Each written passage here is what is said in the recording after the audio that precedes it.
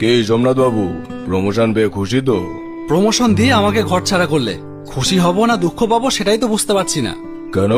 কেন আবার প্রমোশন হয়ে মাইনে বাড়লো সেই কথা ভেবে খুশি হব, না বাড়ি ছেড়ে শহর ছেড়ে অন্য জায়গায় গিয়ে থাকতে হবে সেই কথা ভেবে দুঃখ পাবো? আরে বনগা থেকে চাকদা এইটুকু তো দূরত্ব, তুমি তো চাইলে ডেলি প্যাসেঞ্জারিও করতে পারো। না দাদা, সারাদিন কাজ করে রাত্রিটুকু আর কার জন্য ফিরে আসবো? আমার ফিরে আসার অপেক্ষায় কেউ তো আর আমার জন্য রান্না করে খাবার সাজিয়ে বসে থাকবে না, সেই তো নিজেকেই রান্না করে খেতে হবে।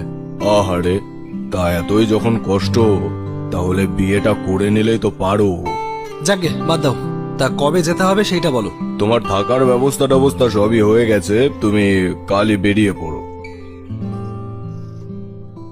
পরদিন সকাল সকাল এসে দাঁড়ালাম বাস স্ট্যান্ডে।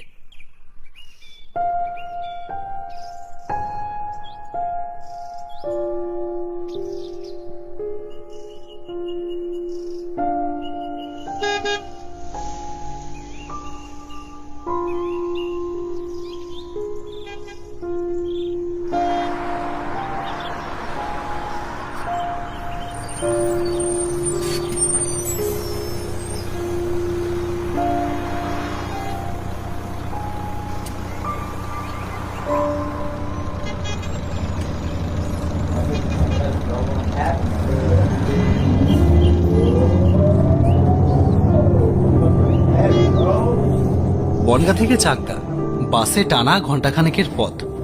এবার থেকে আর আমাকে পার্সেলের ব্যাগ কাঁধে নিয়ে বাড়ি বাড়ি পার্সেল ডেলিভারি করতে হবে না। এখন থেকে আমি বিশ্বকর্মা হোম ডেলিভারির চাকদা ব্রাঞ্চের সুপারভাইজার।